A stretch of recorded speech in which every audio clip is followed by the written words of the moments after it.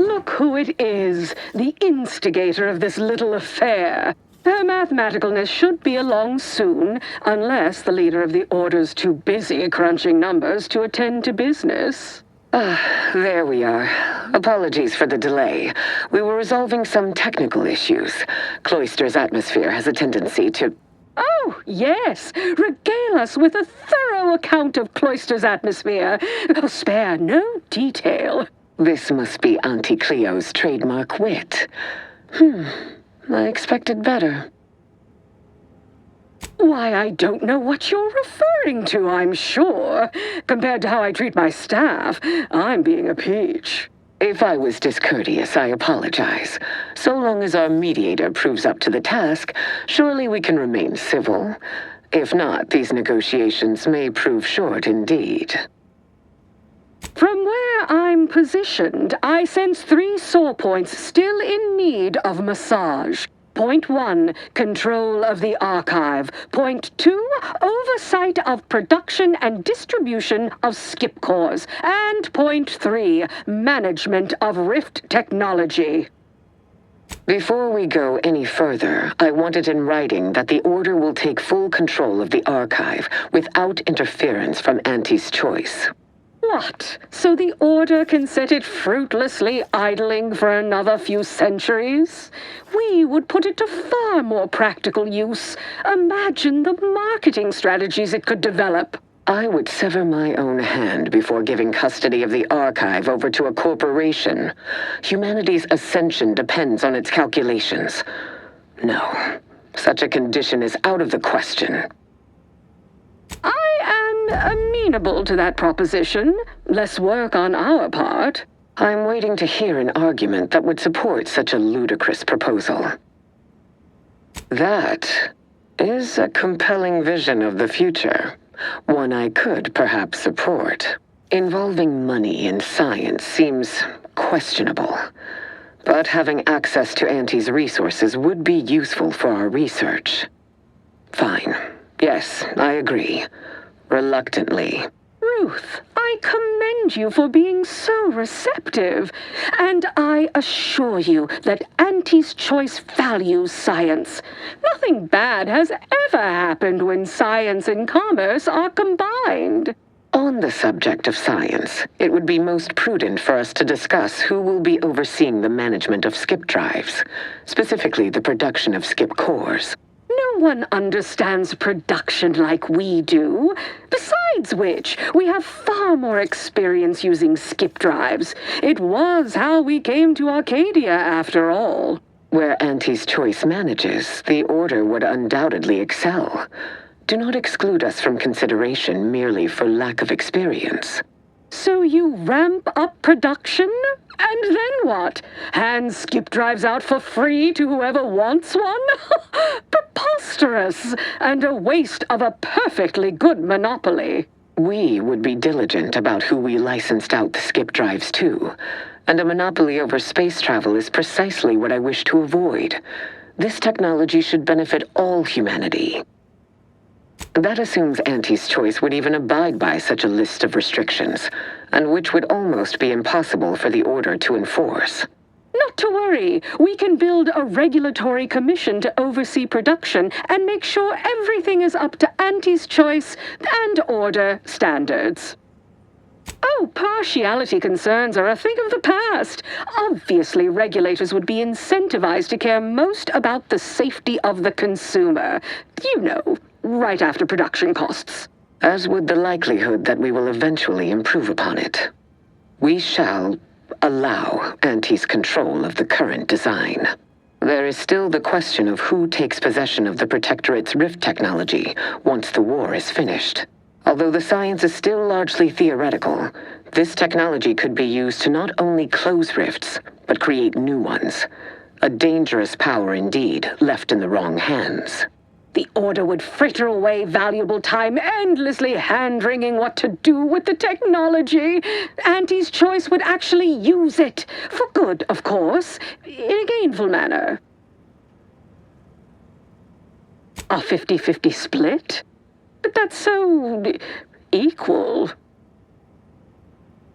Goodwill rarely converts well into bits, but I suppose I do take your point. If Ruth's open to it, I believe I can agree on the general terms here. And, well, we can haggle over minor quibbling details like percentages later.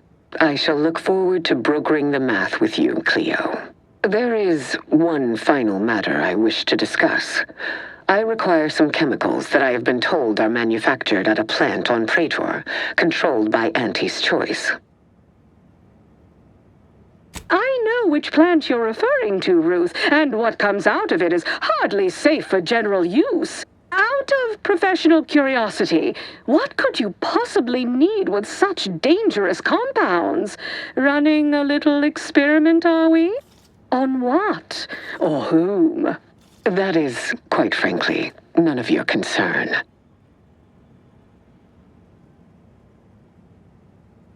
Precisely. Partners don't withhold secrets, although they can and probably should withhold extremely dangerous chemicals if not properly notified of what they will be used for.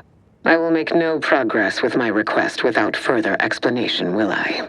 While the Archive is an infinitely complex machine, an equally complex apparatus has been designed which allows one to interact with it directly, brain-to-logic assembly, as it were. Unfortunately, this headgear exacts a rather tremendous cost on the wearer. A certain panacea is needed to survive it, but I require these chemicals to finish it. Certainly, but nothing I am not prepared to suffer. And I thought we were the ones who threw caution to the wind. Ah, well, Ruth, if worst comes to worst, I'd be happy to serve as a substitute teacher for the Order. A generous offer, but I fear you lack a certain number of qualifications. Conscience, for example. You sound just like Laureate Beckett. I'm weary of having this debate, especially as I can never seem to win it. Very well. Never mind about the chemicals. Now is not the time for risky experimentation at any rate. Oh, bother. Here I wanted to see Ruth lobotomize herself. Ah, well. Best I'll say is today's outcome is workable. Barely. Our gains were not as exclusive as I had hoped they'd be. Arriving at any arrangement even remotely equitable was statistically improbable. Be glad our mediator managed to find a middle path forward. By all means, know your worth and own your accomplishments.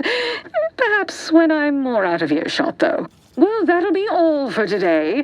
Don't forget to purchase the latest in Auntie's Choice products out on the value-added Esplanade, or enjoy a refreshing cocktail at the Best Choice. And do come see me personally when you have time. I have just the thing in mind for an accomplished freelancer such as yourself. One moment. There are still the logistics of recapturing the Archive to consider. We'll, of course, provide our expert troops to support these efforts. Have your people call my people to sort details. Toodaloo! Brusque as ever. Auntie's troopers will certainly help us manage the Protectorate forces easier, especially if supported by your help. But it would be irrational to expect you to endanger your own life without a more specific strategy in place. Fortunately, I have already given this some thought. First, Order forces must move into our former headquarters at Spyreton. A simpler task now that you have liberated it. By all accounts, you thoroughly routed the enemy. Well done.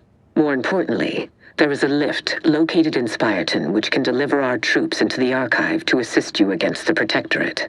Unlocking and calling that lift can only be done from within the Archive, however.